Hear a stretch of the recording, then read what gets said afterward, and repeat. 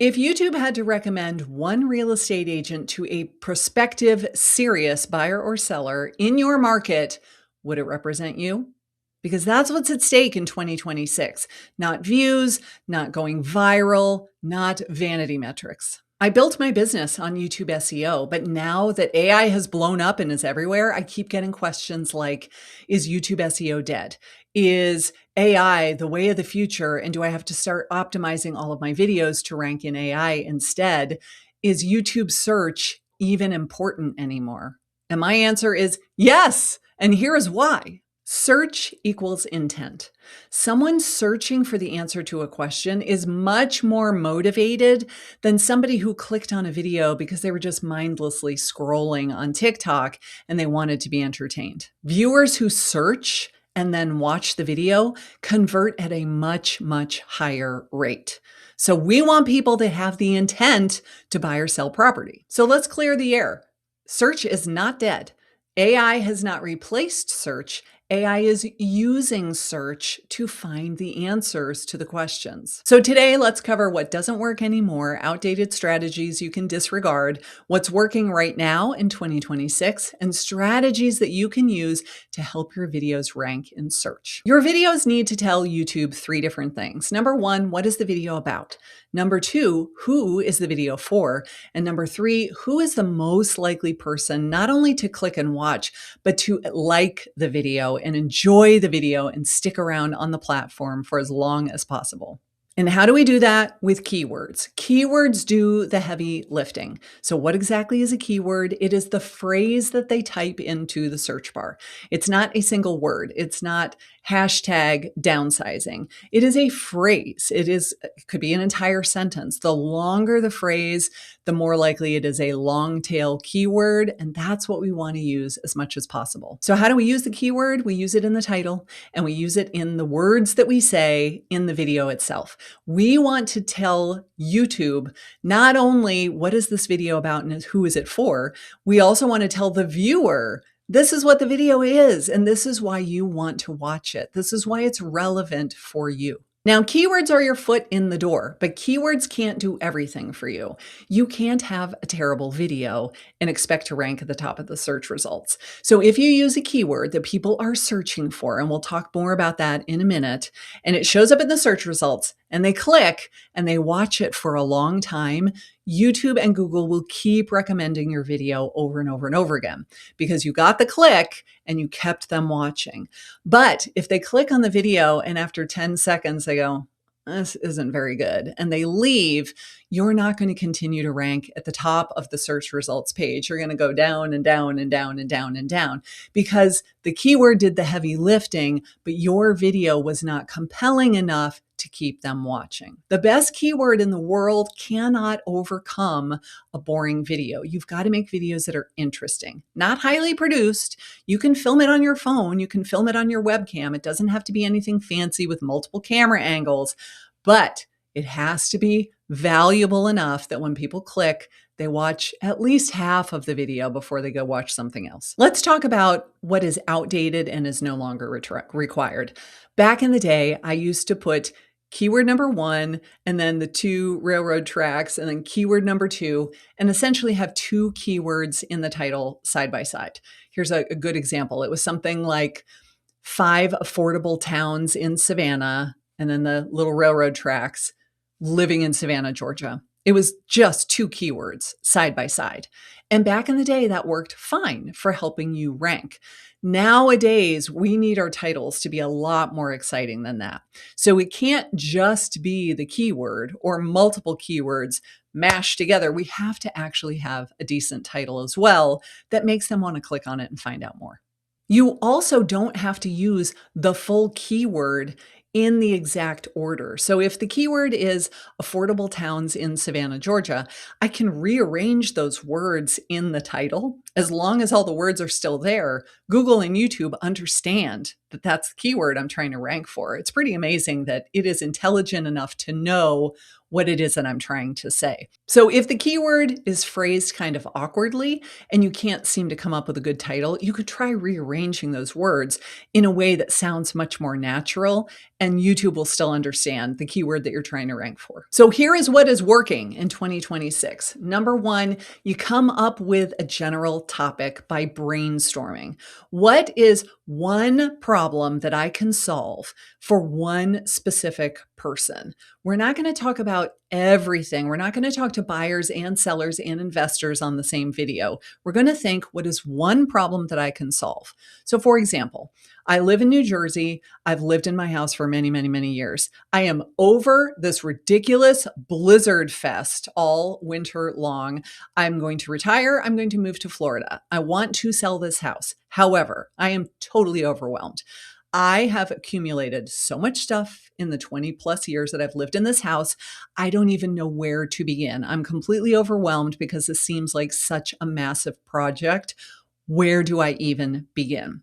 That would be a great video. One problem for one person. How do you start the process of getting rid of all of the stuff in order to declutter your house and then make all of the repairs that it needs, and then do all of the updates that you've been neglecting for the past 15 years before you're going to get it ready for the market? You could break that up into multiple videos. It doesn't have to be a single video. So now we're going to go over to YouTube and go to the search bar and start typing in what you think people are searching. Is it time to downsize? How do I downsize? Getting my house ready for the market, those sorts of things.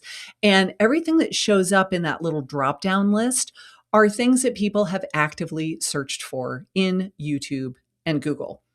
If it's on that list, there is demand. People are searching those exact phrases. But does it show that they want to do a transaction in the area that you live?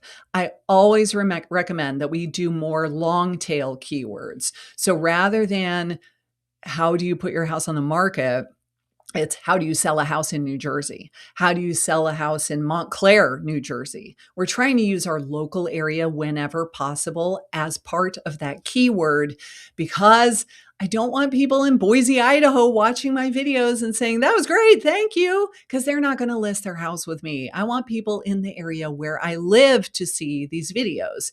They have more intent. You'll get fewer views this way, but they'll convert at a higher rate because they're looking for an agent in the area where you serve. Then we need to figure out the actual keyword that we're going to use.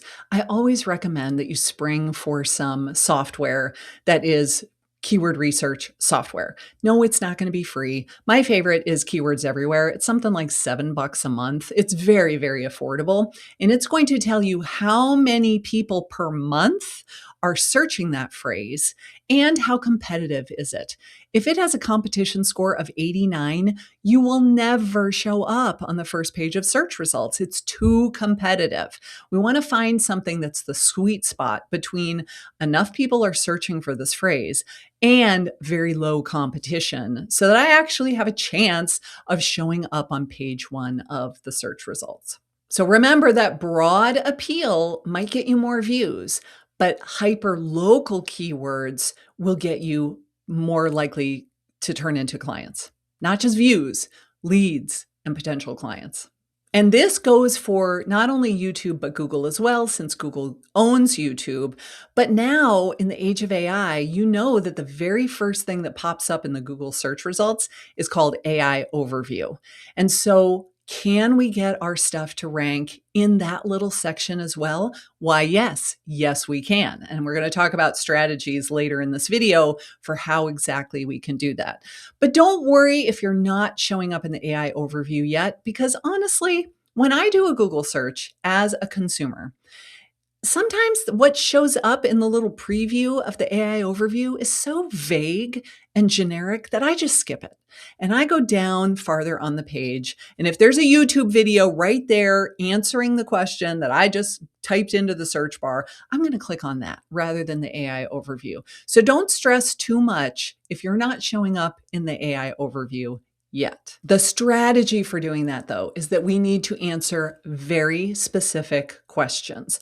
We need to show Google that we have the EAT acronym, EEAT. It's experience, expertise, authority, and trust. By talking about the same topic over and over and over again, you demonstrate expertise. By saying, I've done this myself, you have experience. By saying, I've helped other people do this, you're showing experience. By talking about this topic in great detail with lots of data to back up what you're saying or examples, you're showing authority. I am a subject matter authority on this topic. And then trust. I'm showing before and after photos. I'm telling stories of previous clients. I am going into so much detail and showing reviews and testimonials and designations and certifications that I have. I'm showing that I am trustworthy. I'm not a scammer. I'm not an AI avatar. I'm a real person with reviews on Google and all of the sites. And so if I can show them that I have experience, expertise, authority, and trust, Google and YouTube are more likely to have my content start showing up in those AI overviews. Funny story. I had an agent who was looking for a referral partner, and he went to ChatGPT and he typed in who is a big real estate agent in Savannah, Georgia, and it recommended me. And he said, "Great. Who else?" And they said, "Nobody. That's it." He told me this when he called me, and I died laughing because we have at least 2,000 people in our MLS. And ChatGPT said, "Nope, she's the only one. Hope you like her." I thought that was hilarious, but that's because I have so much information online that it was looking at the EEAT acronym, which worked in my favor for sure. So we're going to talk about the same subjects over and over and over again. You don't want to talk about luxury waterfront homes one day and condos that are perfect for first-time buyers with no down payment the next week. We want to keep talking about the same subjects to the same target audience over and over and over again. And that's okay. I know you get bored doing it. You're like, I've talked about this a million times. I know. That's the point. The point is that we are teaching Google and AI and YouTube that you are the authority in this topic. But if you're talking about anything and everything going back and forth every single week, it never understands what your expertise is. It just knows where you live. So I want you to pick your lane. I want you to repeat yourself. It's okay. It's kind of the point. Don't switch topics all of the time. Keep talking about the same thing over and over again to the same general audience. You can say it in different ways. You can phrase it differently. You can, of course, have different subjects for the videos themselves, but they're all targeting the same target audience with the same general need.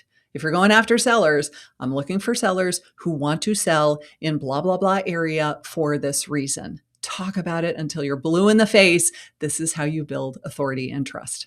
Because you're not talking to the entire world, you're talking to one person with one problem. Now, if you haven't had much success with YouTube yet, I want you to watch this video next, where I challenge you to make YouTube videos for 90 days and do it with this methodology.